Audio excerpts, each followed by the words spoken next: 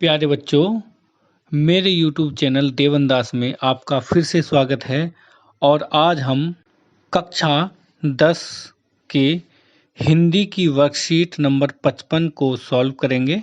जो इस वीडियो में हम निराला जी की कविता अट नहीं रही के बारे में आगे अध्ययन करेंगे। कविता के बारे में पढ़ते हैं। सबसे पहले, अट नहीं रही कहीं हरी कहीं लाल, कहीं पड़ी है उर्मे मंद गंध पुष्पमाल, पाट पाट शोभाश्री पट नहीं रही है। इन पंक्तियों का अर्थ अब हम जानेंगे।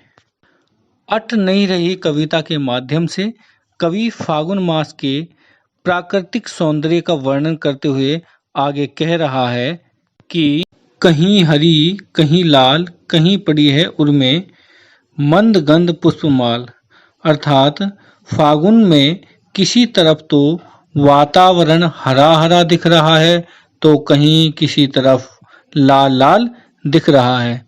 कवि कहते हैं कि ऐसा प्रतीत हो रहा है जैसे प्रकृति के गले में मंद मंद भीनी भीनी खुशबू वाली माला डाल दी गई है।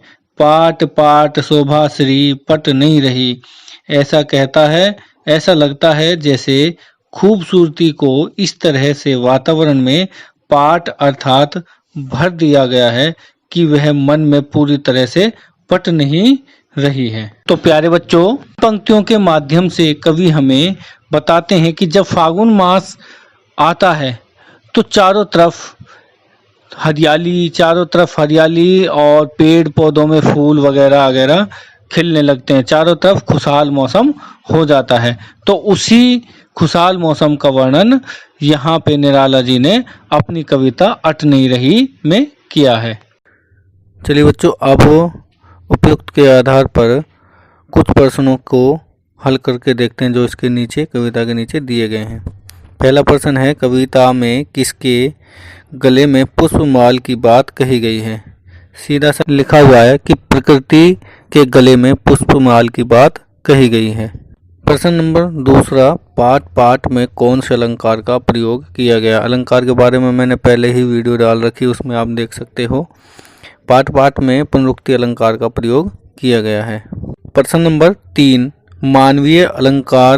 मानवीयकरण अलंकार की पहचान अपने शब्दों में बताइए। मानवीकरण अलंकार जो होता है उसकी जो परिभाषा है वो ये है कि जब कविता में प्रकृति पर मानवीय क्रियाकलापों का आरोप किया जाता है वहाँ पर मानवीकरण अलंकार होता है। जैसे कि यहाँ पर मानवीकरण किया गया है, यानी मानव के साथ में उसको जोड़ दिया गया है कविता को। जैसे गले में हार, गला किसका होता है? इंसान का, मानव का होता है, और हार गले में डाला जाता है, यानी प्रकृति के गले, प्रकृति का मनुष्य के साथ में तुलना की गई है।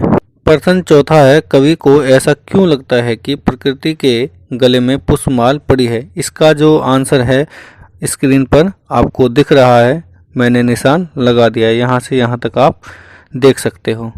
जो इस वर्कशीट में गतिविधि है, जैसे गतिविधि में लिखा है कि हम सबके मन में कभी कभी किसी चीज़ को देखकर बड़े सुंदर सुंदर ख्याल आते हैं।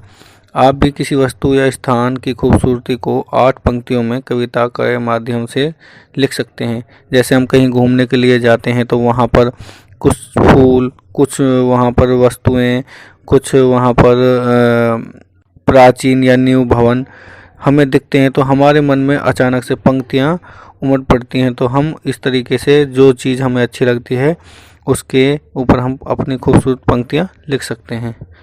तो सभी बच्चे कोशिश ज़रूर करें। थैंक यू, धन्यवाद।